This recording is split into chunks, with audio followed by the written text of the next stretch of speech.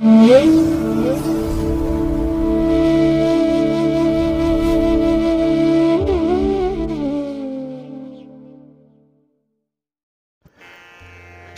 ಮಹಾಗಣಪತಿಯೇ ನಮಃ. ಶ್ರೀ ಗುರುಭ್ಯೋ ನಮಃ. ಹರಿ ಓಂ. ಸಿರಿಗನ್ನಡ ಸುದ್ದಿವಾಹಿನಿಯ ಸದಭಿಮಾನದ ಸಹೃದಯ ವೀಕ್ಷಕ ಮಹಾಶಯರೇ, ತಮಗೆಲ್ಲರಿಗೂ ಕೂಡ ಸಿರಿಗನ್ನಡ ಸುದ್ದಿವಾಹಿನಿಗೆ ಸ್ವಾಗತ. ದಯಾಮಯನಾದಂಥ ಭಗವಂತನ ಅನುಗ್ರಹ ತಮ್ಮೆಲ್ಲರಿಗೆ ಪ್ರಾಪ್ತಿಯಾಗಲಿ, ತಮ್ಮೆಲ್ಲರ ಜೀವನ ಆರೋಗ್ಯದಾಯಕವಾಗಿರಲಿ, ಸಂತೃಪ್ತಿದಾಯಕವಾಗಿರಲಿ ಎಂದು ಭಗವಂತನಲ್ಲಿ ಪ್ರಾರ್ಥನೆಯನ್ನು ಮಾಡ್ತಾ ಈ ದಿನದ ವಿಶೇಷ ಕಾರ್ಯಕ್ರಮವನ್ನು ನೋಡೋಣ. ಹಾಗೆ ದ್ವಾದಶ ರಾಶಿಯವರ ಗೋಚಾರ ಫಲಗಳು ಹೇಗಿವೆ ಅನ್ನೋದನ್ನು ಕೂಡ ತಿಳಿಯೋಣ ಬನ್ನಿ. ವೀಕ್ಷಕರೇ, ಈ ದಿನ ತಮ್ಮ ಹುಟ್ಟುಹಬ್ಬವನ್ನು ಆಚರಿಸ್ಕೊಳ್ತಾ ಇರುವಂಥ ತಮಗೆಲ್ಲರಿಗೂ ಕೂಡ ಹುಟ್ಟುಹಬ್ಬದ ಶುಭಾಶಯಗಳು. ಹಾಗೆ ಈ ದಿನಾಂಕದಂದು ವಿವಾಹವಾಗಿರುವಂಥ ದಂಪತಿಗಳಿಗೂ ಕೂಡ ವಿವಾಹ ವಾರ್ಷಿಕೋತ್ಸವದ ಶುಭಾಶಯಗಳನ್ನು ಹೇಳ್ತಾ ಭಗವಂತ ತಮಗೆಲ್ಲರಿಗೂ ಕೂಡ ಸಕಲ ಸನ್ಮಂಗಳಗಳನ್ನು ಕರುಣಿಸಲಿ ಅಂತ ಹೇಳಿ ಸಿರಿಗನ್ನಡ ಸುದ್ದಿವಾಹಿನಿಯ ಪರವಾಗಿ ಪ್ರಾರ್ಥಿಸುತ್ತೇನೆ. ಪ್ರೀತಿಯ ಬಂಧುಗಳೇ, ಈ ದಿನ 2024 ಏಪ್ರಿಲ್ ತಿಂಗಳ 26ನೇ ತಾರೀಕು ಭಾರ್ಗವ ವಾಸರ ಅಂದರೆ ಶುಕ್ರವಾರ. ಈ ಶುಕ್ರವಾರದ ನಿತ್ಯ ಪಂಚಾಂಗ ಫಲ ಹೇಗಿದೆ ನೋಡೋಣ ಬನ್ನಿ. ಶ್ರೀ ಕ್ರೋಧಿನಾಮ ಸಂವತ್ಸರೆ, ಉತ್ತರಾಯಣೆ, ವಸಂತ ಋತು, ಚೈತ್ರ ಮಾಸ, ಕೃಷ್ಣ ಪಕ್ಷದ ತದಿಗೆ. ಇದು ಈ ದಿನ ಪೂರ್ತಿ ಇರುತ್ತೆ. ಈ ದಿನದ ನಕ್ಷತ್ರ ಅನುರಾಧ ನಕ್ಷತ್ರ. ಇದು ಈ ದಿನ ರಾತ್ರಿ 2 ಗಂಟೆ 2 ನಿಮಿಷದವರೆಗೆ ಇರಲಿದೆ. ನಂತರ ಜ್ಯೇಷ್ಠ ನಕ್ಷತ್ರ ಆರಂಭ ಆಗುತ್ತೆ. ಈ ದಿನದ ಕರ್ಣ ಪೂರ್ವಕರ್ಣ ಗರಜ. ಇದು ಈ ದಿನ ಬೆಳಿಗ್ಗೆ 7 ಗಂಟೆ 48 ನಿಮಿಷದವರೆಗೆ ಇರುತ್ತೆ. ನಂತರ ಉತ್ತರ ಕರ್ಣ ವಣಿಜ ಆರಂಭ ಆಗುತ್ತೆ. ಈ ದಿನದ ಯೋಗ ವರಿಯಾಣ ಯೋಗ.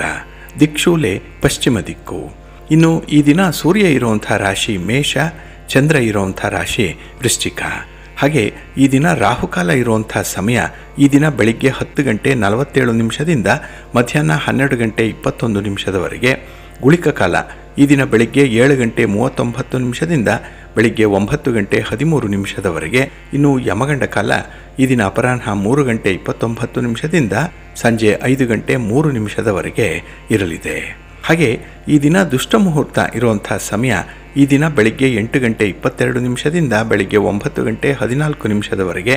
ಇನ್ನು ಮಧ್ಯಾಹ್ನ 12 ಗಂಟೆ 45 ನಿಮಿಷದಿಂದ ಮಧ್ಯಾಹ್ನ 1 ಗಂಟೆ 37 ನಿಮಿಷದವರೆಗೆ ದುಷ್ಟ ಮುಹೂರ್ತದ ಸಮಯ.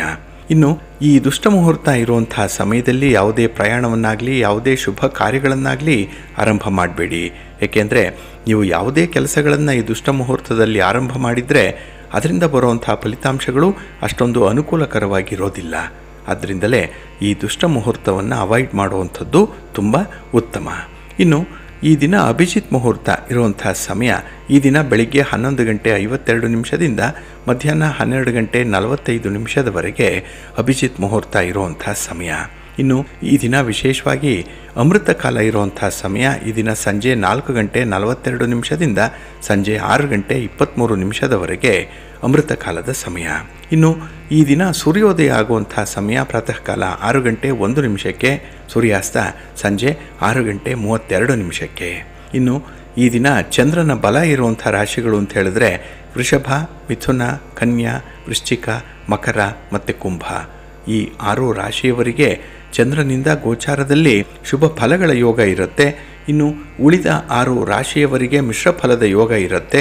ಅದನ್ನು ಮುಂದೆ ದ್ವಾದಶ ರಾಶಿಯವರ ಗೋಚಾರ ಫಲಗಳನ್ನು ನೋಡುವಂಥ ಸಂದರ್ಭದಲ್ಲಿ ಮತ್ತಷ್ಟು ವಿಚಾರಗಳನ್ನು ತಿಳ್ಕೊಳ್ಳೋಣ. ಇನ್ನು ಈ ದಿನದ ಹೊರದ ಅಧಿಪತಿ ಶುಕ್ರ ಅಂತ ಹೇಳಿದ್ರೆ ಪ್ರೀತಿಗೆ, ಪ್ರೇಮಕ್ಕೆ, ಶಾಂತಿಗೆ, ಹಾಗೆ ಒಂದು ಮನರಂಜನೆಗೆ, ಸೌಂದರ್ಯಕ್ಕೆ, ಆಡಂಬರಕ್ಕೆ, ಸಂಗೀತಕ್ಕೆ, ನೃತ್ಯಕ್ಕೆ, ವಿವಾಹಕ್ಕೆ, ಸಂತಾನಕ್ಕೆ, ಈ ಎಲ್ಲ ವಿಚಾರಗಳಿಗೂ ಕೂಡ ಕಾರಕನಾಗಿರುವಂಥವನು ಶುಕ್ರ. ಹಾಗಾಗಿನೇ ಈ ದಿನ ಯಾರು ಸಂಗೀತದಲ್ಲಿ, ನೃತ್ಯದಲ್ಲಿ, ಕಲಾ ಪ್ರಕಾರಗಳಲ್ಲಿ ತೊಡಗಿಸ್ಕೊಂಡಿದ್ದಾರೋ ಅವರಿಗೆ ಅತ್ಯುತ್ತಮವಾದಂಥ ಸಮಯ. ನಿಮ್ಮ ಪ್ರತಿಭೆಯನ್ನು ಅನಾವರಣಗೊಳಿಸಲಿಕ್ಕೆ ಒಳ್ಳೆಯ ಅವಕಾಶಗಳು ಸಿಕ್ಕುವಂಥ ಸಮಯ ಇದು. ಹಾಗೆ ಈ ದಿನ ಪ್ರಣಯ ಪಕ್ಷಿಗಳಿಗೂ ಕೂಡ, ಪ್ರೇಮಿಗಳಿಗೂ ಕೂಡ ತುಂಬ ಒಳ್ಳೆಯ ದಿನ. ಏಕೆಂದರೆ ಪ್ರಣಯಕ್ಕೆ, ಮನರಂಜನೆಗೂ ಕೂಡ ಶುಭಕರವಾಗಿರುವಂಥ ದಿನ ಈ ಶುಕ್ರವಾರದ ದಿನ. ಹಾಗೆ ಮನೆಯನ್ನು ಕೊಂಡುಕೊಳ್ಳುವಂಥದ್ದಾಗಲಿ, ವಾಹನವನ್ನು ಖರೀದಿ ಮಾಡುವಂಥದ್ದಾಗಲಿ ಈ ದಿನದ ಪ್ರಯತ್ನದಲ್ಲಿ ಉತ್ತಮ ಫಲಗಳನ್ನು ನೀಡುತ್ತೆ. ಹಾಗಾಗಿನೇ ಈ ದಿನ ಯಾವುದು ಸಂಪತ್ತಿನ ವಿಚಾರವಾಗಿ ಯಾವುದೇ ಒಂದು ನಿರ್ಧಾರವನ್ನು ತೆಗೆದುಕೊಳ್ಳಿಕ್ಕೂ ಕೂಡ ಬಹಳ ಅತ್ಯುತ್ತಮವಾದಂತಹ ಸಮಯ ಇರುತ್ತೆ. ಹಾಗೆ ಈ ದಿನ ಇರುವಂತಹ ಗುರುಹೋರದ ಸಮಯ ಅಂತ ಹೇಳಿದ್ರೆ ಇದು ಈ ದಿನ ಬೆಳಿಗ್ಗೆ 10 ಗಂಟೆ 11 ನಿಮಿಷದಿಂದ ಬೆಳಿಗ್ಗೆ 11 ಗಂಟೆ 14 ನಿಮಿಷದವರೆಗೆ, ಇನ್ನು ಸಂಜೆ 5 ಗಂಟೆ 30 ನಿಮಿಷದಿಂದ ಸಂಜೆ 6 ಗಂಟೆ 33 ನಿಮಿಷದವರೆಗೆ, ಹಾಗೆ ರಾತ್ರಿ 12 ಗಂಟೆ 16 ನಿಮಿಷದಿಂದ ರಾತ್ರಿ 1 ಗಂಟೆ 13 ನಿಮಿಷದವರೆಗೆ ಗುರುಹೋರ ಇರುವಂಥ ಸಮಯ. ಇನ್ನು ಈ ದಿನ ಇರುವಂಥ ಶನಿಹೋರ ಏನಿದೆ ಇದು ತುಂಬ ಫೇವರಬಲ್ ಆಗಿರುವಂಥದ್ದು. ಅದರಲ್ಲೂ ಈ ಜುಡಿಷಿಯರಿ ಜಡ್ಜ್ಮೆಂಟ್ ವಿಚಾರಕ್ಕೆ ಸಂಬಂಧಪಟ್ಟಂತೆ ನ್ಯಾಯಾಂಗ ಇಲಾಖೆಯಲ್ಲಿ ಯಾವುದೇ ತಂಟೆ ತಕರಾರುಗಳು ಯಾವುದೇ ಕೇಸ್ಗಳಿದ್ರೂ ಕೂಡ ನಿಮ್ಮ ಪರವಾಗಿ ಪ್ರಗತಿಯಲ್ಲಿರುತ್ತೆ ಈ ದಿನದ ವಿದ್ಯಮಾನಗಳು. ಹಾಗೆ ಕಬ್ಬಿಣ ಮತ್ತು ಕಲ್ಲಿನ ವ್ಯಾಪಾರಿಗಳಿಗೂ ಕೂಡ ಈ ಸಮಯ ಚೆನ್ನಾಗಿದೆ. ಅಂದರೆ ಶನಿಹೋರ ಬಹಳ ಅತ್ಯುತ್ತಮವಾದ ಫಲಗಳನ್ನು ತಂದುಕೊಡುವಂಥದ್ದು. ಇದು ಈ ದಿನ ಬೆಳಿಗ್ಗೆ 9 ಗಂಟೆ 9 ನಿಮಿಷದಿಂದ ಬೆಳಿಗ್ಗೆ 10 ಗಂಟೆ 11 ನಿಮಿಷದವರೆಗೆ, ಇನ್ನು ಅಪರಾಹ್ನ 4 ಗಂಟೆ 27 ನಿಮಿಷದಿಂದ ಅಪರಾಹ್ನ 5 ಗಂಟೆ 30 ನಿಮಿಷದವರೆಗೆ, ಹಾಗೆ ರಾತ್ರಿ 11 ಗಂಟೆ 19 ನಿಮಿಷದಿಂದ ರಾತ್ರಿ 12 ಗಂಟೆ 16 ನಿಮಿಷದವರೆಗೆ ಶನಿಹೋರ ಇರುವಂಥ ಸಮಯ. ಇದನ್ನು ನೀವು ಅನುಸರಣೆ ಮಾಡ್ಬೋದು, ಒಳ್ಳೆಯದಾಗತ್ತೆ.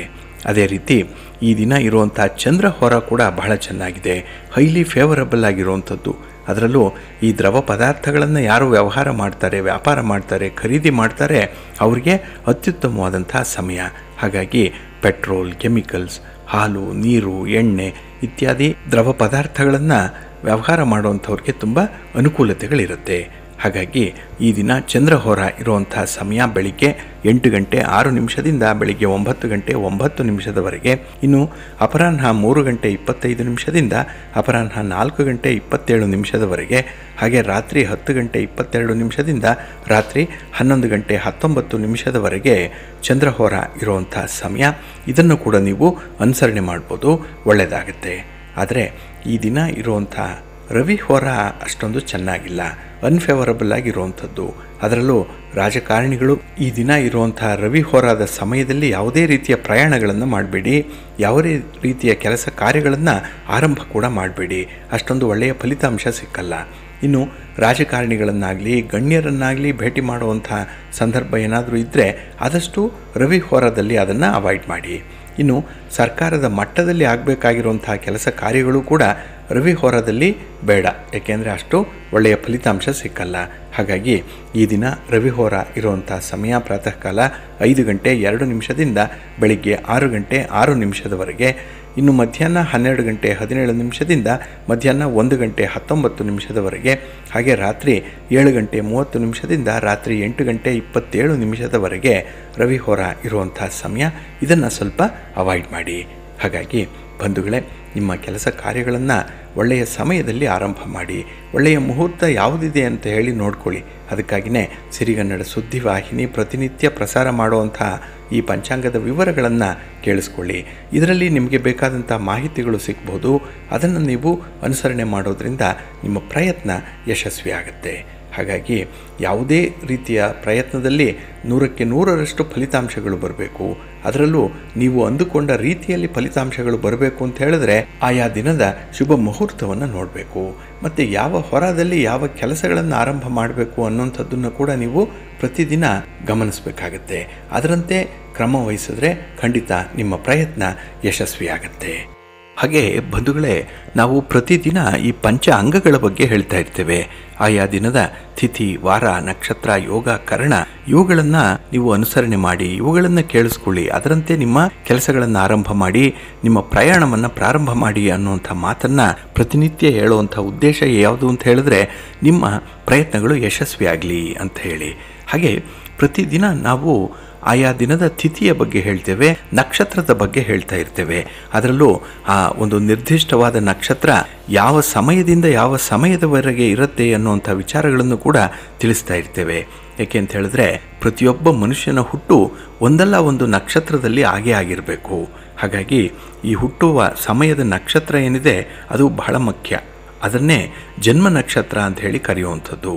ಇಲ್ಲಿ ಚಂದ್ರ ನಾವು ಹುಟ್ಟುವ ಸಮಯದಲ್ಲಿ ಯಾವ ರಾಶಿಯಲ್ಲಿ ಯಾವ ನಕ್ಷತ್ರದಲ್ಲಿ ಸಂಚಾರ ಮಾಡ್ತಾನೆ ಅನ್ನುವಂಥ ವಿಚಾರಗಳನ್ನು ನಾವು ತಿಳ್ಕೊಳ್ಬೇಕು.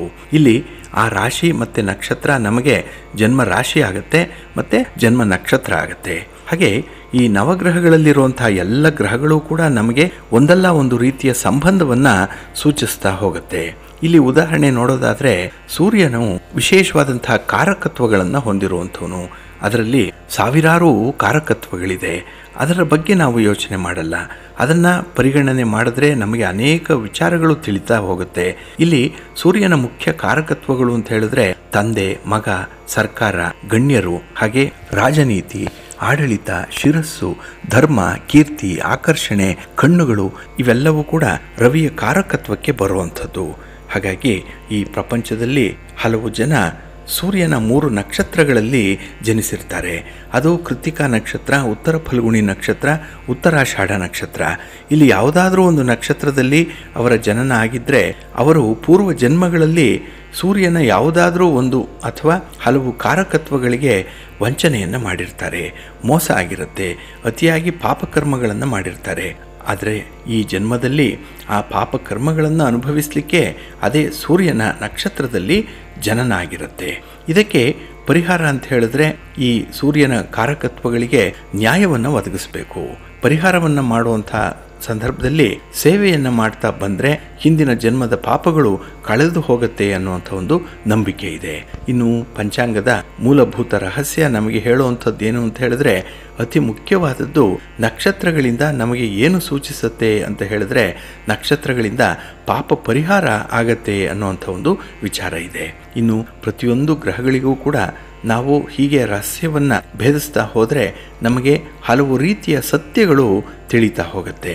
ಹಾಗಾಗಿನೇ ಯಾವುದಕ್ಕೆ ಯಾವ ಪರಿಹಾರವನ್ನು ಮಾಡಬೇಕು, ಯಾರಿಗೆ ಸೇವೆಯನ್ನು ಮಾಡಬೇಕು, ಯಾರಿಗೆ ಗೌರವವನ್ನು ಕೊಡಬೇಕು ಅನ್ನುವಂಥ ಒಂದು ಸ್ಪಷ್ಟ ಚಿತ್ರಣ ನಮಗೆ ಸಿಕ್ಕತ್ತೆ. ಹಾಗಾಗಿ ನಾವು ಈ ಜನ್ಮದಲ್ಲಿ ಯಾವ ಯಾವ ಪಾಪಕರ್ಮಗಳನ್ನು ಯಾರು ಯಾರಿಗೆ ಮಾಡಿರುವಂಥದ್ದು ಇದರ ಲೆಕ್ಕ ನಮಗೆ ಗೊತ್ತಿಲ್ಲ. ಆದರೆ ಭಗವಂತನಿಗೆ ಇದು ಗೊತ್ತಾಗಿರುತ್ತೆ. ಅದರ ಅನುಸಾರ ನಮ್ಮನ್ನು ಈ ನಕ್ಷತ್ರದಲ್ಲೇ ಜನನ ಆಗಬೇಕು ಅಂತ ಹೇಳಿ ತೀರ್ಮಾನ ಮಾಡಿ ಅದೇ ನಕ್ಷತ್ರದಲ್ಲೇ ನಾವು ಜನಿಸುವಂತೆ ಎಲ್ಲ ರೀತಿಯ ಸೌಕರ್ಯಗಳನ್ನು ಸೃಷ್ಟಿ ಮಾಡಿರ್ತಾನೆ. ಅದರ ಅನುಸಾರವಾಗಿ ನಮ್ಮ ಜನ್ಮವಾಗಿ ಹಲವು ರೀತಿಯ ಶುಭ ಫಲಗಳನ್ನು ನಾವು ನೋಡಿರ್ತೀವಿ, ಹಲವು ರೀತಿಯ ಅಶುಭ ಫಲಗಳನ್ನು ಕೂಡ ಅನುಭವಿಸಿರ್ತೀರಿ. ಕೆಲವೊಮ್ಮೆ ಮಿಶ್ರ ಫಲಗಳು ಕೂಡ ನಮಗೆ ಪ್ರಾಪ್ತಿಯಾಗುತ್ತಾ ಹೋಗುತ್ತೆ.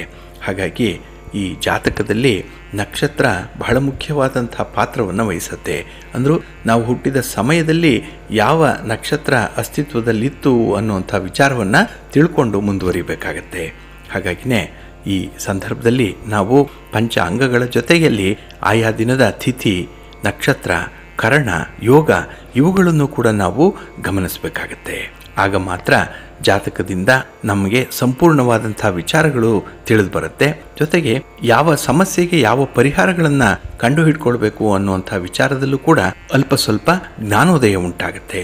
ಒಟ್ಟಾರೆ ಈ ಎಲ್ಲ ಪ್ರಯತ್ನಗಳ ಫಲ ಏನು ಅಂತ ಹೇಳಿದ್ರೆ ಮಾಡುವಂಥ ಕೆಲಸ ಕಾರ್ಯಗಳು, ಆರಂಭ ಮಾಡುವಂಥ ಚಟುವಟಿಕೆಗಳು ಉನ್ನತ ಫಲವನ್ನು ತರಲಿ, ಉತ್ತಮ ರೀತಿಯಲ್ಲಿ ಫಲಿತಾಂಶ ಪ್ರಾಪ್ತಿಯಾಗಲಿ ಅನ್ನುವಂಥ ಉದ್ದೇಶದಿಂದ. ಹಾಗಾಗಿನೇ ಈ ಪರಿಹಾರ ಕ್ರಮಗಳನ್ನು ನೀವು ನಂಬಿಕೆಯಿಂದ ನಿಷ್ಠೆಯಿಂದ ಅನುಸರಣೆ ಮಾಡಿ ಒಳ್ಳೆಯದಾಗತ್ತೆ. ಬಂಧುಗಳೇ, ನಾವು ಈ ನಕ್ಷತ್ರಗಳ ವಿಚಾರ ಬಂದಾಗ ಇಲ್ಲಿ ವಿಶೇಷವಾಗಿ ನಾವು ತಿಳ್ಕೊಳ್ಬೇಕಾಗಿರುವಂಥದ್ದು ಜ್ಯೋತಿಷ್ಯ ಶಾಸ್ತ್ರ ನಕ್ಷತ್ರಗಳ ಬಗ್ಗೆ ಬಹಳ ವಿವರಗಳನ್ನು ತಿಳಿಸುತ್ತೆ. ಇಲ್ಲಿ ಪುನರ್ವಸು ನಕ್ಷತ್ರದಲ್ಲಿ ಏನಾದರೂ ಜನನ ಆಗಿದ್ದಂಥವರು ತಂದೆ ತಾಯಿಯಿಂದ ದೂರವಾಗುವಂಥ ಸಂಭವ ಹೆಚ್ಚು ಅನ್ನುವಂಥ ಒಂದು ವಿಚಾರ ಇದೆ. ಏಕೆ ಅಂತ ಹೇಳಿದ್ರೆ ಶ್ರೀರಾಮಚಂದ್ರರ ನಕ್ಷತ್ರ ಪುನರ್ವಸು ನಕ್ಷತ್ರ.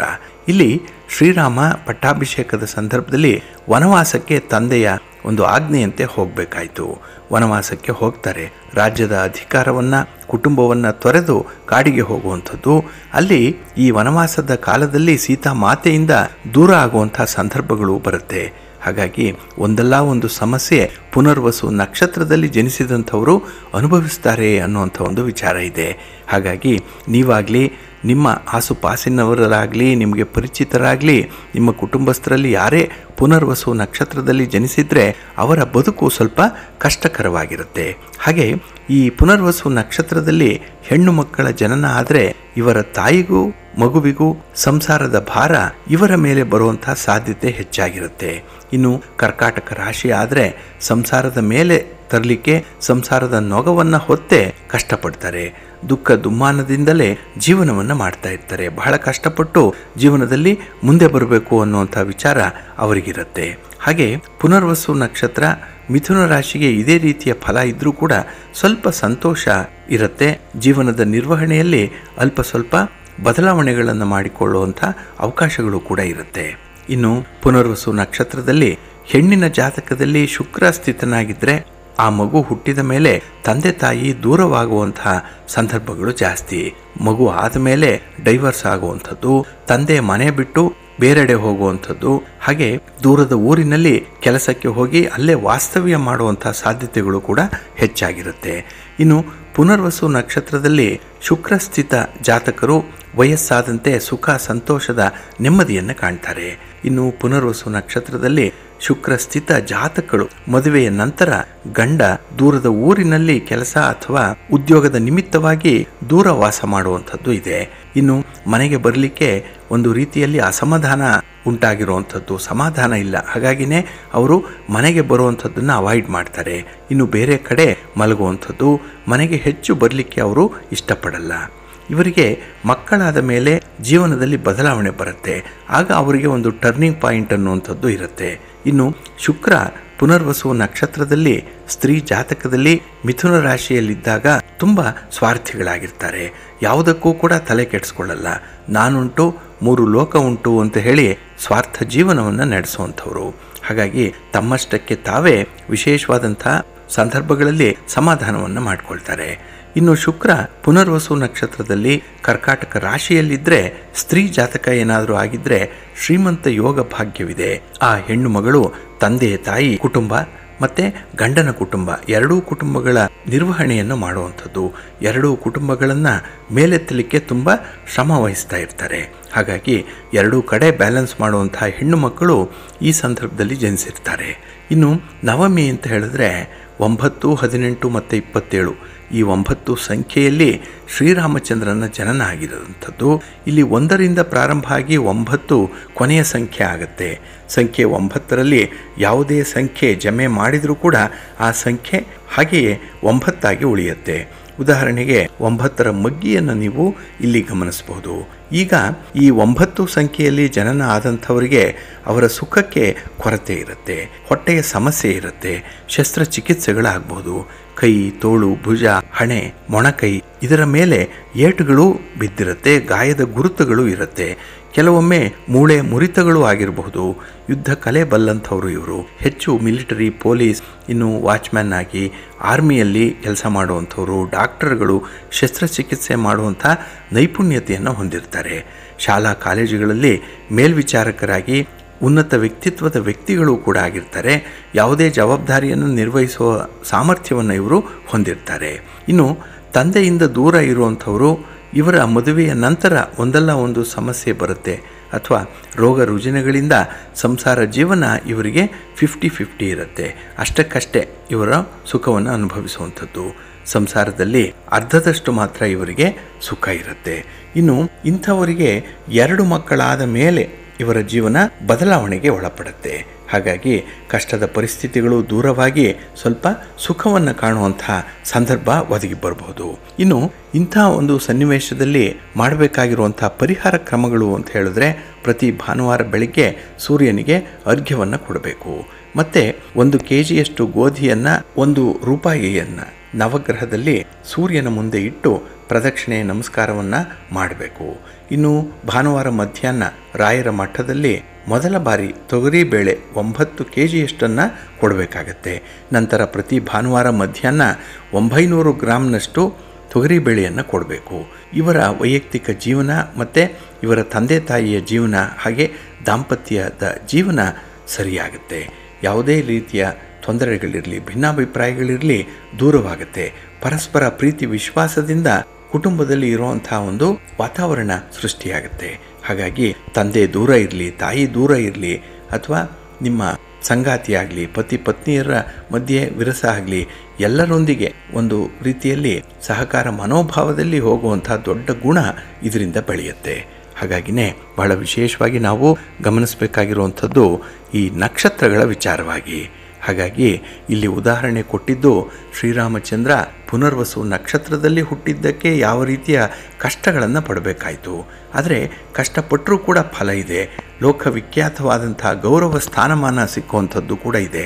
ಹಾಗಾಗಿ ಕೆಲವೊಂದು ನಕ್ಷತ್ರಗಳಲ್ಲಿ ಹುಟ್ಟಿದಂಥವರಿಗೆ ವಿಶೇಷವಾದಂತಹ ಸ್ಥಾನಮಾನಗಳು ಸಿಕ್ಕತ್ತೆ. ಕೆಲವರಿಗೆ ಅಪವಾದಗಳು ಇರುವಂಥದ್ದು ನೋಡಿ, ಮೂಲ ನಕ್ಷತ್ರದಲ್ಲಿ ಹುಟ್ಟಿದವರಿಗೆ ತುಂಬ ಅಪವಾದಗಳಿದೆ, ಆದರೆ ಅದರಲ್ಲಿ ಹುರುಳಿಲ್ಲ. ಆದರೂ ಕೂಡ ಒಂದು ನಂಬಿಕೆಗೆ ಧಕ್ಕೆ ಬರುವಂಥ ರೀತಿಯಲ್ಲೇ ಆ ನಕ್ಷತ್ರದಲ್ಲಿ ಜನಿಸಿದಂಥವರ ಸ್ಥಿತಿ ಇರುತ್ತೆ. ಹಾಗಾಗಿನೇ ಬಂಧುಗಳೇ, ನೀವು ಕೂಡ ಯಾವ ನಕ್ಷತ್ರದಲ್ಲಿ ಜನಿಸಿದ್ದೀರಿ, ಅದರ ನಕ್ಷತ್ರದ ಪ್ರಭಾವ ಹೇಗಿರುತ್ತೆ, ಫಲಾಫಲಗಳು ಏನು, ಪರಿಹಾರ ಏನು ಅನ್ನುವಂಥ ವಿಚಾರಗಳನ್ನು ತಿಳ್ಕೊಳ್ಳೋಣ. ಮುಂದಿನ ಸಂಚಿಕೆಗಳಲ್ಲಿ ಈ ನಕ್ಷತ್ರಗಳ ವಿಚಾರವಾಗಿ, ನಕ್ಷತ್ರದ ಆಧಾರದಲ್ಲಿ ಜನನ ಆಗಿರುವಂಥವರು ಯಾವ ರೀತಿಯ ಸ್ವಭಾವವನ್ನು ಹೊಂದಿರ್ತಾರೆ, ಹಾಗೆ ಅವರ ಹಣಕಾಸಿನ ಸ್ಥಿತಿ, ಆರೋಗ್ಯದ ಸ್ಥಿತಿ ಉತ್ತಮವಾಗಬೇಕು ಅಂತ ಹೇಳಿದ್ರೆ ಯಾವ ಪರಿಹಾರಗಳನ್ನು ಮಾಡಿಕೊಳ್ಬೇಕು ಅನ್ನುವಂಥ ವಿಚಾರಗಳನ್ನು ಕೂಡ ತಿಳ್ಕೊಳ್ಳೋಣ. ತಮಗೆಲ್ಲರಿಗೂ ಕೂಡ ಒಳ್ಳೆಯದಾಗಲಿ, ನಿಮ್ಮ ಪ್ರಯತ್ನ ಯಶಸ್ವಿಯಾಗಲಿ. ಪ್ರೀತಿಯ ಬಂಧುಗಳೇ, ಇನ್ನು ಮುಂದೆ ದ್ವಾದಶ ರಾಶಿಯವರ ಗೋಚಾರ ಫಲಗಳು ಹೇಗಿವೆ ನೋಡೋಣ ಬನ್ನಿ. ಮೊದಲಿಗೆ ಮೇಷರಾಶಿ. ಮೇಷರಾಶಿಯವರಿಗೆ ಈ ದಿನ ಚಂದ್ರ ಅಷ್ಟಮದಲ್ಲಿದ್ದಾನೆ. 8ರಲ್ಲಿ ಚಂದ್ರ ಇದ್ದಾಗ ಇದು ದುಸ್ಥಾನ. ಹಾಗಾಗಿನೇ ಕೆಲವೊಂದು ವಿಚಾರಗಳಲ್ಲಿ ಕ್ಲಿಷ್ಟಕರವಾದಂಥ ವಾತಾವರಣ ಇರುತ್ತೆ. ವಿವಾದಗಳು ಬಹಳ ಬೇಗ ಬರುವಂಥದ್ದು. ಹಾಗಾಗಿ 3ನೆಯ ವ್ಯಕ್ತಿಯಿಂದ ಈ ದಿನ ಸ್ವಲ್ಪ ತಂಟೆ ತಕರಾರುಗಳು ಕೂಡ ಆಗುವಂಥದ್ದು ಇದೆ. ಇನ್ನು ಕುಟುಂಬದ ಸದಸ್ಯರು ನಿಮ್ಮ ಮಾತಿಗೆ ಒಪ್ಪಲ್ಲ, ನಿಮ್ಮ ಅಭಿಪ್ರಾಯಕ್ಕೆ ಮನ್ನಣೆ ಇಲ್ಲ. ಹಾಗೆ ನಿಮ್ಮ ಮಕ್ಕಳ ಆರೋಗ್ಯದ ವಿಚಾರದಲ್ಲಿ ಈ ದಿನ ಸ್ವಲ್ಪ ಜಾಗೃತರಾಗಿರಬೇಕು. ನಿಮ್ಮ ಸ್ವಂತ ಆರೋಗ್ಯದ ಕಡೆ ಕೂಡ ಈ ದಿನ ಗಮನ ಕೊಡಬೇಕಾಗತ್ತೆ. ಹಾಗೆ ಈ ದಿನದಲ್ಲಿ ಸಣ್ಣ ಪುಟ್ಟ ವಿಚಾರಗಳಿಗೂ ಕೂಡ ಮನಸ್ತಾಪಗಳಾಗುತ್ತೆ, ಮನಸ್ಸಿಗೆ ಬೇಸರ ಮೂಡುವಂಥ ಸಂದರ್ಭಗಳಿದೆ. ಹಾಗೆ ವೃತ್ತಿಪರವಾದಂಥ ಉದ್ಯೋಗಗಳಲ್ಲಿ ಕೆಲಸದಲ್ಲಿ ಒತ್ತಡ ಹೆಚ್ಚಾಗಿರುವಂಥದ್ದು, ಯಾವುದೋ ಒಂದು ಕಾಣದ ಶಕ್ತಿ, ಒಂದು ಕೈವಾಡ ನಿಮ್ಮ ಮೇಲೆ ಪಿತೂರಿ ನಡೆಸ್ತಾ ಇದೆ ಅನ್ನುವಂಥ ಅನುಮಾನ ನಿಮ್ಮ ಮನಸ್ಸಿಗೆ ಬರುವಂಥದ್ದು ಇದೆ. ಹಾಗೆ ಈ ದಿನ ಬೆಲೆ ಬಾಳುವಂಥ ವಸ್ತುಗಳ ಖರೀದಿ ಪ್ರಕ್ರಿಯೆ ಏನಾದರೂ ಇದ್ದರೆ ಸ್ವಲ್ಪ ಜಾಗರೂಕರಾಗಿರಬೇಕಾಗತ್ತೆ. ಇಲ್ಲ ಅಂತ ಹೇಳಿದ್ರೆ ಸ್ವಲ್ಪ ನಷ್ಟಗಳು ಉಂಟಾಗುವಂಥ ಸಾಧ್ಯತೆ ಜಾಸ್ತಿ ಇರುತ್ತೆ. ಹಾಗಾಗಿ ಈ ದಿನ ನಿಮ್ಮ ಸ್ವಂತದ ಪ್ರಯೋಜನಕ್ಕಾಗಿ ನಿಮ್ಮ ಸಾಮರ್ಥ್ಯವನ್ನು ಬಳಸ್ಕೊಳ್ಳಿ. ನಿಮ್ಮ ಯೋಗ್ಯತೆ, ನಿಮ್ಮ ಒಂದು ಟ್ಯಾಲೆಂಟನ್ನು ನಿಮ್ಮ ಕೆಲಸ ಕಾರ್ಯಗಳಲ್ಲಿ ಸಂಪೂರ್ಣವಾಗಿ ಬಳಸ್ಕೊಳ್ಳುವಂಥ ಒಂದು ಪ್ರಯತ್ನ ಮಾಡಿ. ಇದರಿಂದ ಆದಾಯ ಉತ್ತಮವಾಗುತ್ತೆ. ಹಾಗೆ ಸಾಮಾಜಿಕ ವಲಯದಲ್ಲೂ ಕೂಡ ನಿಮಗೆ ಒಂದು ಗೌರವ ಸ್ಥಾನಮಾನಗಳು ಸಿಕ್ಕುವಂಥದ್ದು ಇದೆ. ಆದರೆ ಯಾವುದೇ ಸಂದರ್ಭದಲ್ಲೂ ಕೂಡ ಈ ದಿನ ಗಣ್ಯರ ಜೊತೆ, ರಾಜಕಾರಣಿಗಳ ಜೊತೆ, ಹಿರಿಯರ ಜೊತೆ ಮಾತಾಡುವಂಥ ಸಂದರ್ಭದಲ್ಲಿ ಸ್ವಲ್ಪ ವಿನಯವಂತರಾಗಿ ವರ್ತಿಸಬೇಕಾಗತ್ತೆ. ಹಾಗೆ ಈ ದಿನ ಕೆಲವೊಂದು ವಿಚಾರಗಳಲ್ಲಿ ತುಂಬ ಹೊಂದಾಣಿಕೆ ಬೇಕು. ನಿಮ್ಮ ಹಠದ ಧೋರಣೆಯನ್ನು ಬಿಟ್ಬಿಡಿ. ಇದರಿಂದ ಯಾವುದೇ ಕೆಲಸ ಸಾಧನೆ ಮಾಡಲಿಕ್ಕೆ ಕಷ್ಟವಾಗುತ್ತೆ. ಹಾಗಾಗಿ ಹೊಂದಾಣಿಕೆಯೇ ನಿಮಗೆ ಈ ದಿನ ಪ್ರಬಲವಾಗಿರುವಂಥ ಅಸ್ತ್ರ. ನಿಮ್ಮ ಇಷ್ಟ ದೇವರನ್ನು ಆರಾಧನೆ ಮಾಡಿಕೊಳ್ಳಿ. ಹಾಗೆ ಭಕ್ತಿಯಿಂದ ಈ ದಿನ ಮಹಾಲಕ್ಷ್ಮಿಯನ್ನು ಆರಾಧನೆ ಮಾಡಿ. ಹಾಗೆ ಮಹಾವಿಷ್ಣುವನ್ನು ಈ ದಿನ ಸ್ಮರಣೆ ಮಾಡಿಕೊಳ್ಳಿ, ಸ್ತೋತ್ರ ಹೇಳ್ಕೊಳ್ಳಿ, ಒಳ್ಳೆಯದಾಗುತ್ತೆ.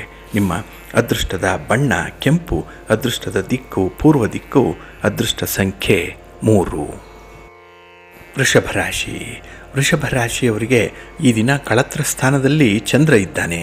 7ನೇ ಮನೆಯಲ್ಲಿ ಚಂದ್ರ ಅಂದರೆ ಕುಟುಂಬದಲ್ಲಿ ಒಂದು ನೆಮ್ಮದಿಯ ವಾತಾವರಣ ಇರುತ್ತೆ, ಕುಟುಂಬಸ್ಥರ ಬೆಂಬಲ ಇದೆ. ನೀವು ಮಾಡುವಂಥ ಪ್ರತಿ ಕೆಲಸದಲ್ಲೂ ಕೂಡ ಯಾರಾದರೂ ಒಬ್ಬರು ಕುಟುಂಬಸ್ಥರು ನಿಮ್ಮ ಬೆನ್ನ ಹಿಂದೆ ಇರ್ತಾರೆ, ಬೆನ್ನೆಲುಬಾಗಿ ನಿಂತಿರ್ತಾರೆ. ಇದು ನಿಮಗೆ ಒಂದು ರೀತಿಯಲ್ಲಿ ಕೆಲಸ ಮಾಡಲಿಕ್ಕೆ, ಸಾಧನೆ ಮಾಡಲಿಕ್ಕೆ ಪೂರಕವಾದಂಥ ಆತ್ಮವಿಶ್ವಾಸವನ್ನು ತಂದುಕೊಡುತ್ತೆ. ಇನ್ನು ಹಣಕಾಸಿನ ಸ್ಥಿತಿ ಸ್ವಲ್ಪ ಕಳಪೆಯಾಗಿದ್ದರೂ ಕೂಡ ಅಗತ್ಯಕ್ಕೆ ತಕ್ಕಷ್ಟು ಹಣ ನಿಮಗೆ ದೊರೆಯುತ್ತೆ. ನಿಮ್ಮಲ್ಲೇ ಇರುವಂಥ ಉಳಿತಾಯ, ಇದನ್ನು ಈ ದಿನ ಖರ್ಚು ಮಾಡಬೇಕಾದಂಥ ಪರಿಸ್ಥಿತಿ ಬರ್ಬೋದು. ಆದರೂ ಕೂಡ ಮನಸ್ಸಿಗೆ ಒಂದು ರೀತಿಯಲ್ಲಿ ಆತ್ಮವಿಶ್ವಾಸದಿಂದ ಕಳೆದು ಹೋದಂಥ ಒಂದು ಹಣವನ್ನು ಮತ್ತೆ ಗಳಿಸುವಂಥ ಸಾಮರ್ಥ್ಯ ಇದೆ ಅನ್ನುವಂಥ ವಿಚಾರ ನಿಮ್ಮ ಮನಸ್ಸಿನಲ್ಲಿರುತ್ತೆ. ಹಾಗೆ ಈ ದಿನ ಆತ್ಮೀಯರಿಂದ ಕೆಲವೊಂದು ವಿವಾದಗಳಿಗೆ ಸಂಬಂಧಪಟ್ಟಂತೆ ಒಂದು ಮಾಹಿತಿಯನ್ನು ಪಡ್ಕೊಳ್ಳುವಂಥದ್ದು ಇದೆ. ಹಾಗಾಗಿ ಈ ದಿನ ಮೂಲಭೂತವಾದಂಥ ಅಂಶಗಳನ್ನು ಮಾಹಿತಿಯ ರೂಪದಲ್ಲಿ ಪಡ್ಕೊಳ್ತೀರಿ. ಅದು ವ್ಯಕ್ತಿ ಆಗಲಿ, ಘಟನೆ ಆಗಲಿ, ಸನ್ನಿವೇಶ ಆಗಲಿ ನಿಮಗೆ ತುಂಬ ಕುತೂಹಲವನ್ನು ಸೃಷ್ಟಿಸುವಂಥದ್ದು. ಹಾಗೆ ಈ ದಿನ ಕೈಗೊಂಡಂಥ ಕೆಲಸ ಕಾರ್ಯಗಳು ಸ್ವಲ್ಪ ವಿಳಂಬ ಆಗ್ಬೋದು. ಆದರೂ ಕೂಡ ನಿಧಾನವಾಗಿ ಅದನ್ನು ಪೂರ್ಣಗೊಳಿಸುವಂಥ ಸಾಧ್ಯತೆಗಳು ಜಾಸ್ತಿ ಇದೆ. ಇನ್ನು ಈ ದಿನದಲ್ಲಿ ಪ್ರಯಾಣ ಕಾಲದಲ್ಲಿ ಕೆಲವು ಆಶ್ಚರ್ಯಕರ ಘಟನೆಗಳು ಎದುರಾಗುವಂಥ ಸಂಭವ ಇದೆ. ಖರ್ಚು ಮಾಡುವಾಗ ನಿಯಂತ್ರಣ ಇರಲಿ. ಆರೋಗ್ಯದ ಕಡೆ ಕೂಡ ಈ ದಿನ ಸ್ವಲ್ಪ ಗಮನ ಕೊಡಿ. ಒಟ್ಟಾರೆ ಈ ದಿನ ನಿಮ್ಮ ಕೆಲಸ ಕಾರ್ಯಗಳಿಂದ ಗುರುತಿಸಲ್ಪಡ್ತೀರಿ, ನೀವು ಪ್ರಶಂಸೆಗೆ ಒಳಗಾಗ್ತೀರಿ.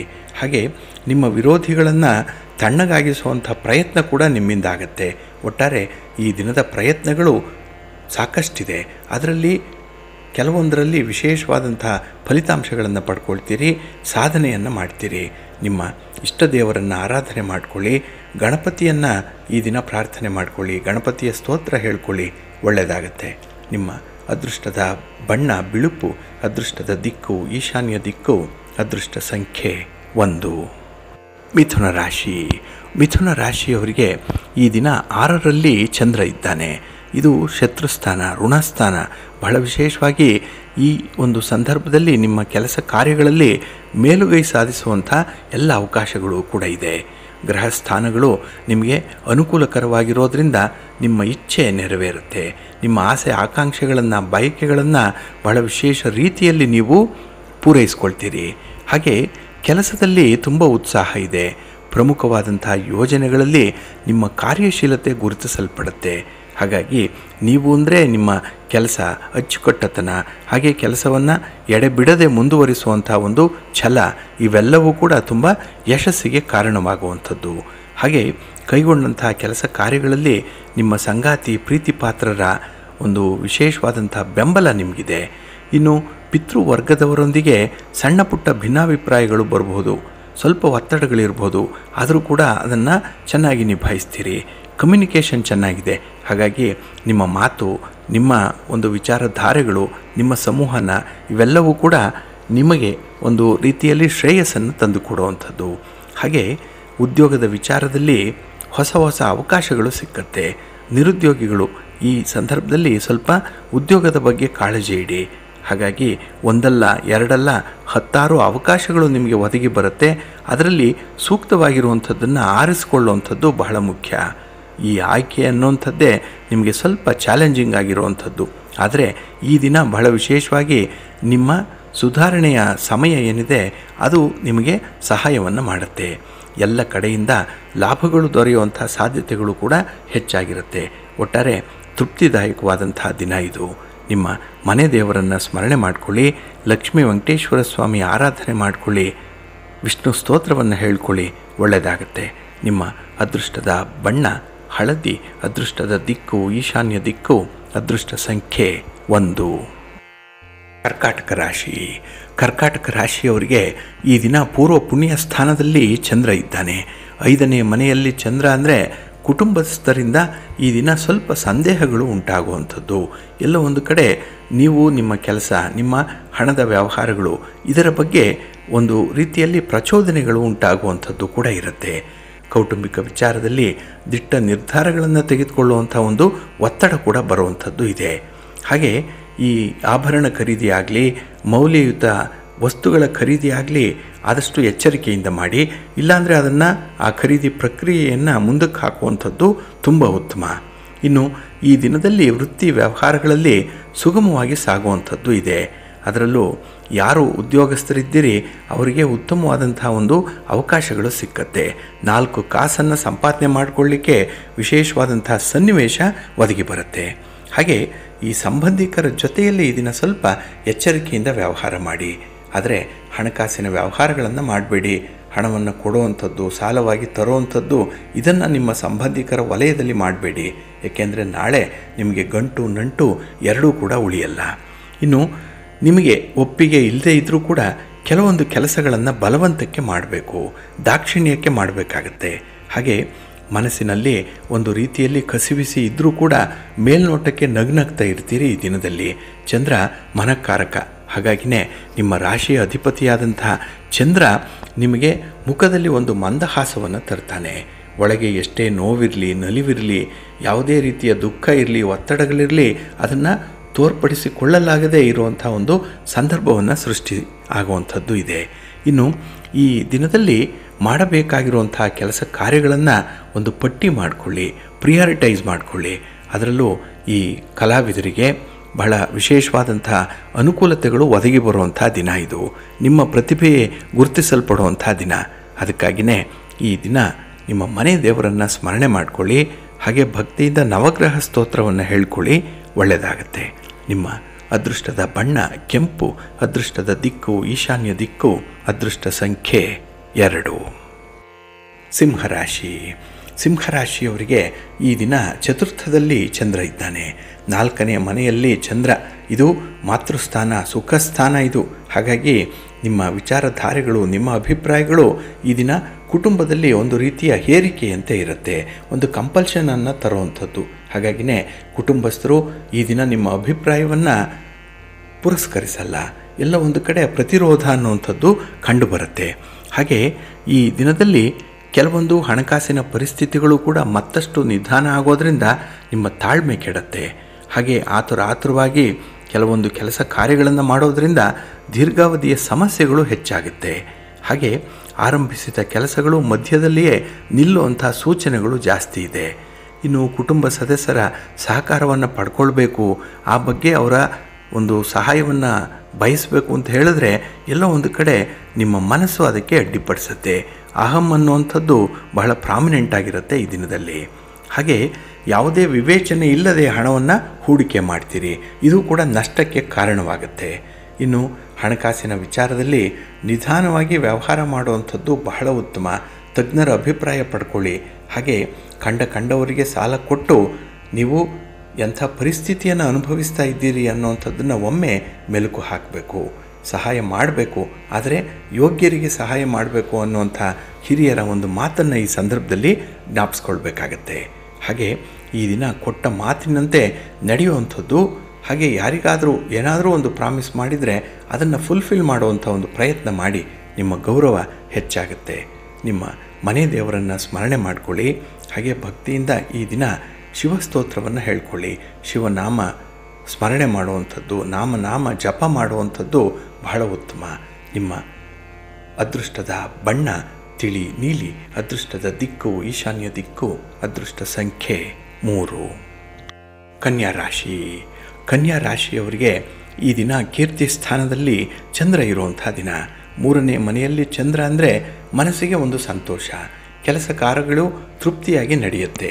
ಹಾಗೆ ನೀವು ಹಿಡಿದಂತಹ ಕೆಲಸ ಕಾರ್ಯಗಳಲ್ಲಿ ಯಾವುದೋ ಒಂದು ಉತ್ತಮ ರೀತಿಯಲ್ಲಿ ಫಲಿತಾಂಶವನ್ನು ಕಾಣುವಂಥ ಸಂದರ್ಭ ಇದೆ. ಹಾಗೆ ಮನೆಯ ಹೊರಗೆ ಸಮಸ್ಯೆಗಳಿದ್ದರೂ ಕೂಡ ನಿಧಾನವಾಗಿ ಪರಿಹರಿಸಿಕೊಳ್ತೀರಿ. ಏಕೆಂದರೆ ನಿಮ್ಮ ತಾಳ್ಮೆ ಈ ದಿನ ಬಹಳ ವಿಪರೀತವಾಗಿರುತ್ತೆ. ಹಾಗೆ ಈ ದಿನ ವೃತ್ತಿ ವ್ಯವಹಾರಗಳಲ್ಲಿ ನಷ್ಟವನ್ನು ನಿವಾರಣೆ ಮಾಡಿಕೊಳ್ಳೋ ಸಂದರ್ಭದಲ್ಲಿ ಕೆಲವೊಂದು ಕ್ರಮವನ್ನು ಅನುಸರಣೆ ಮಾಡುವಂಥದ್ದು, ಕೆಲವೊಂದು ಬದಲಾವಣೆಗಳನ್ನು ಮಾಡಿಕೊಳ್ಳುವಂಥದ್ದು ಕೂಡ ಇದೆ. ಇದಕ್ಕೆ ಸ್ವಲ್ಪ ಖರ್ಚಾಗ್ಬೋದು, ಆದರೂ ಕೂಡ ಶಾಶ್ವತವಾದ ಪರಿಹಾರ ಇದು. ಇನ್ನು ಈ ದಿನ ಉದ್ಯೋಗದಲ್ಲಿ ಅಧಿಕಾರಿಗಳೊಂದಿಗೆ ಮಾತಾಡುವಂತಹ ಸಂದರ್ಭದಲ್ಲಿ ಸ್ವಲ್ಪ ಎಚ್ಚರಿಕೆಯಿಂದ ಇರಿ. ಸ್ಥಿರಾಸ್ತಿಯ ಖರೀದಿಯ ಪ್ರಯತ್ನಗಳು ಬಹಳ ತೀವ್ರವಾಗುತ್ತೆ. ಎಲ್ಲೋ ಒಂದು ಕಡೆ ಆಸ್ತಿಯನ್ನು ಮಾಡಬೇಕು ಅನ್ನುವಂಥ ನಿರ್ಧಾರವನ್ನು ಕೈಗೊಳ್ತೀರಿ. ನಿಮ್ಮ ಸ್ನೇಹಿತರ ಸಹಕಾರ ಈ ನಿಟ್ಟಿನಲ್ಲಿ ಬಹಳ ಚೆನ್ನಾಗಿರುತ್ತೆ. ಹಾಗೆ ಈ ದಿನ ವೈವಾಹಿಕ ಜೀವನ ಆಗಲಿ ಅಥವಾ ಪ್ರೀತಿ ಪ್ರೇಮದ ವಿಚಾರವಾಗಲಿ ನಿಮ್ಮ ಆಸೆ ಅನಿಸಿಕೆಯಂತೆ ಸಂದರ್ಭಗಳು ಇರುತ್ತೆ. ಹಾಗೆ ಈ ದಿನ ವ್ಯವಹಾರದಲ್ಲಿ ಅನಿರೀಕ್ಷಿತ ಅಡ್ಡಿ ಆತಂಕಗಳು ಬರ್ಬೋದು. ಅದರಲ್ಲೂ ಸ್ತ್ರೀ ವರ್ಗದವರಿಂದಲೇ ನಿಮಗೆ ಸ್ವಲ್ಪ ತೊಂದರೆಗಳು ಉಂಟಾಗುವಂಥದ್ದು ಕೂಡ ಇದೆ. ಇನ್ನು ಈ ದಿನದಲ್ಲಿ ಕೆಲಸದ ಹೊಣೆಗಾರಿಕೆ ಅಧಿಕವಾಗುವಂಥ ಸಂಭವ ಇರೋದರಿಂದ ಹೊಸ ಉದ್ಯೋಗದ ಅವಕಾಶಗಳು ಸಿಕ್ಕೋದ್ರಿಂದ ಸ್ವಲ್ಪ ವಿವೇಚನೆಯಿಂದ ಕೆಲಸಗಳನ್ನು ಆಯ್ಕೆ ಮಾಡಿಕೊಳ್ಳಿ, ಒಳ್ಳೆಯದಾಗುತ್ತೆ. ನಿಮ್ಮ ಮನೆ ದೇವರನ್ನು ಸ್ಮರಣೆ ಮಾಡ್ತಾ ಇರಿ. ಹಾಗೆ ಭಕ್ತಿಯಿಂದ ಶಿವತತ್ವ ಇರುವಂಥ ದೇವಾಲಯಕ್ಕೆ ಭೇಟಿ ಮಾಡಿ ಶಿವನ ಪರಿವಾರ ದೇವತೆಗಳನ್ನು ಪ್ರಾರ್ಥನೆ ಮಾಡಿಕೊಳ್ಳಿ, ಒಳ್ಳೆಯದಾಗತ್ತೆ. ನಿಮ್ಮ ಅದೃಷ್ಟದ ಬಣ್ಣ ತಿಳಿ ನೀಲಿ, ಅದೃಷ್ಟದ ದಿಕ್ಕು ಪೂರ್ವ ದಿಕ್ಕು, ಅದೃಷ್ಟ ಸಂಖ್ಯೆ 2. ತುಲಾರಾಶಿ. ತುಲಾರಾಶಿಯವರಿಗೆ ಈ ದಿನ ದ್ವಿತೀಯದಲ್ಲಿ ಚಂದ್ರ ಇದ್ದಾನೆ. ಇದು ವಾಕ್ಸ್ಥಾನ, ಇದೇ ಧನಸ್ಥಾನ. ಹಾಗಾಗಿನೇ ಹಣಕಾಸಿನ ವಿಚಾರದಲ್ಲಿ ಸ್ವಲ್ಪ ಮಿಶ್ರ ಫಲಗಳಿರುವಂಥ ದಿನ. ಇನ್ನು ನಿಮ್ಮ ವ್ಯಾಪಾರ ವ್ಯವಹಾರಕ್ಕೆ ಅನಿರೀಕ್ಷಿತವಾದಂಥ ಅಡ್ಡಿ ಆತಂಕಗಳು ಎದುರಾಗುವಂಥ ಸಾಧ್ಯತೆಗಳು ಜಾಸ್ತಿ ಇರುತ್ತೆ. ಇನ್ನು ಸಹೋದ್ಯೋಗಿಗಳ ಜೊತೆಯಲ್ಲಿ ಪರ್ಯಾಯ ಕ್ರಮದ ಬಗ್ಗೆ ಚರ್ಚೆ ಮಾಡುವಂಥದ್ದು ಕೂಡ ಇದೆ. ಏಕೆಂತ ಹೇಳಿದ್ರೆ ಈ ಸಮಸ್ಯೆಯನ್ನು ಎದುರಿಸಲಿಕ್ಕೆ ಏನು ಮಾಡಬೇಕು ಅಂತ ಹೇಳಿ ತಜ್ಞರ ಅಭಿಪ್ರಾಯವನ್ನು ಪಡ್ಕೊಳ್ಳುವಂಥ ಸಾಧ್ಯತೆ ಕೂಡ ಇರುತ್ತೆ. ಹಾಗೆ ಈ ಪ್ರಯಾಣದ ಸಂದರ್ಭದಲ್ಲೂ ಕೂಡ ಅನಿರೀಕ್ಷಿತ ಖರ್ಚು ವೆಚ್ಚಗಳು ಹೆಚ್ಚಾಗುವಂಥದ್ದು ಇದೆ. ಇನ್ನು ಕೆಲವು ವ್ಯವಹಾರಗಳಲ್ಲಿ ಅನಿರೀಕ್ಷಿತ ತೊಂದರೆಗಳು ಕೂಡ ಆಗುವಂಥದ್ದು ಇದೆ. ಹಾಗಾಗಿ ನಿಮಗೆ ನಿರಾಸೆ ಈ ದಿನ ಕಾದಿಟ್ಟ ಬುತ್ತಿಯಂತೆ ಇರುವಂಥದ್ದು. ಇನ್ನು ವೃತ್ತಿಪರ ಉದ್ಯೋಗಗಳಲ್ಲಿ ಆತುರದಿಂದ ಇತರರೊಂದಿಗೆ ಮಾತಾಡುವಂತಹ ಸಂದರ್ಭ ಒಳ್ಳೆಯದಲ್ಲ. ಎಲ್ಲೋ ಒಂದು ಕಡೆ ಭಿನ್ನಾಭಿಪ್ರಾಯ ಬಂದಾಗ ಇಲ್ಲಿ ಒಂದು ಟ್ರಸ್ಟ್ ಅನ್ನುವಂಥದ್ದು, ನಂಬಿಕೆ ಅನ್ನುವಂಥದ್ದು ಬಹಳ ಮುಖ್ಯ. ಇದರ ಬಗ್ಗೆನೇ ಕೆಲವು ಅನುಮಾನಗಳು ಕಾಡುವಂಥದ್ದು ಕೂಡ ಇರುತ್ತೆ. ಹಾಗೆ ಈ ದಿನ ನಿಮ್ಮ ವ್ಯಾಪಾರ ನಿರೀಕ್ಷಿತ ರೀತಿಯಲ್ಲಿ ಲಾಭದಾಯಕವಾಗಿರಲ್ಲ, ನಷ್ಟದ ಬಾಪ್ತಿನಲ್ಲಿ ನಡೆಯುತ್ತೆ. ಆದರೂ ಕೂಡ ಎದೆಗೊಂದಬೇಡಿ. ಈ ದಿನದ ನಷ್ಟವನ್ನು ನಾಳೆ ನೀವು ಭರಿಸ್ಕೊಳ್ಳಿಕ್ಕೆ ಸಾಧ್ಯ ಇದೆ. ಹಾಗಾಗಿ ನಿಮಗೆ ನಿಮ್ಮ ಕೆಲಸ ಕಾರ್ಯಗಳಲ್ಲಿ ಉತ್ಸಾಹ ಇರಲಿ, ನಂಬಿಕೆ ಇರಲಿ, ಆತ್ಮವಿಶ್ವಾಸ ಇರಲಿ.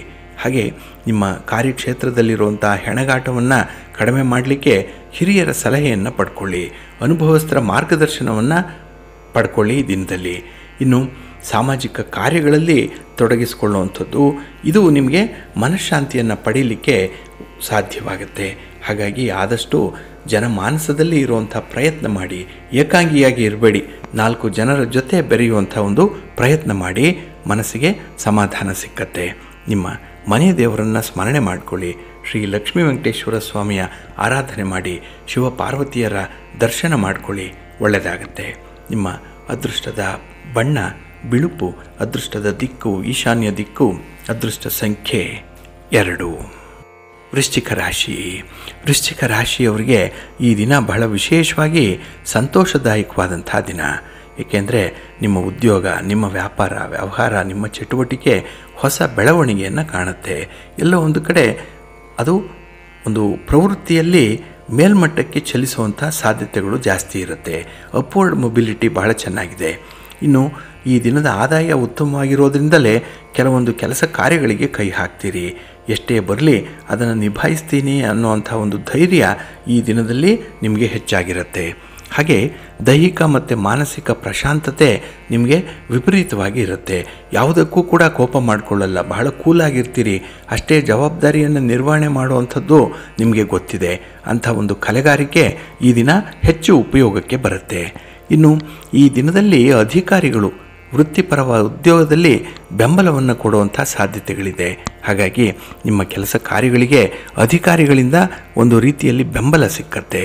ಇನ್ನು ನಿಮಗೆ ಉತ್ಸಾಹ ನೀಡುವಂಥದ್ದಾಗಲಿ ಅಥವಾ ನಿಮ್ಮ ಪ್ರೇರೇಪಣೆಗಾಗಲಿ ಮೋಟಿವೇಶನ್ಗಾಗಲಿ ನಿಮ್ಮ ಸಂಗಾತಿಯ ಮಾತುಗಳು ನಿಮ್ಮ ಜೊತೆಯಲ್ಲಿರುತ್ತೆ.